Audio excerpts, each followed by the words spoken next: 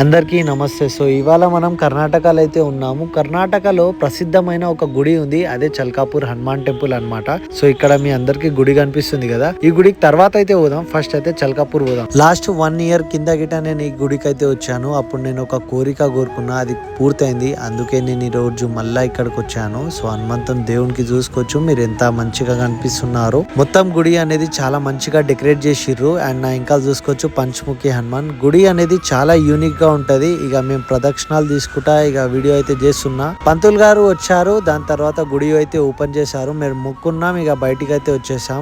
మళ్ళా ఇక్కడ నుంచి మేము కొంచెం దూరంలో పోతున్నాము. అది ఇంకెక్కడనో కాదు, స్టార్టింగ్ లో మీ అందరికి ఒక గుడి కనిపించింది కదా, అక్కడనే పోతున్నాము. సో ఈ మెట్లెక్కేసి పోవాలన్నమాట. మనం బండి పార్క్ చేసాం, ఇక మెట్లు ఎక్కడం అయితే స్టార్ట్ చేసినాం. మీదికి పోయినాక చాలా అంటే చాలా మంచి వ్యూ ఉంది. దేవుణ్ణి దర్శించుకున్నాము అండ్ బయటికి వచ్చి చూస్తే వ్యూ అదిరిపోయింది అనమాట. సేమ్ మన ఆకాశపురి హనుమాన్ టెంపుల్ హైదరాబాద్ లో ఉన్నట్టే ఉంది, ధూల్పేట్ లెక్క.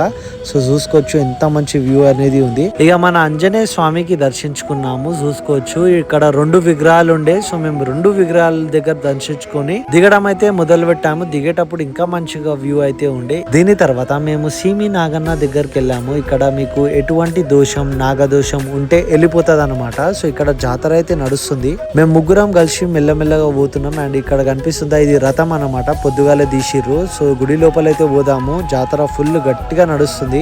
ఈ బాబు బొట్టు పెడితే మేము పెట్టించుకున్నాం, నేను మా దోస్గాడు పెట్టించుకున్నాం. ఇక దాని తర్వాత లోపల పోతే మొత్తం పబ్లిక్ ఇట్లా పోతున్నారు.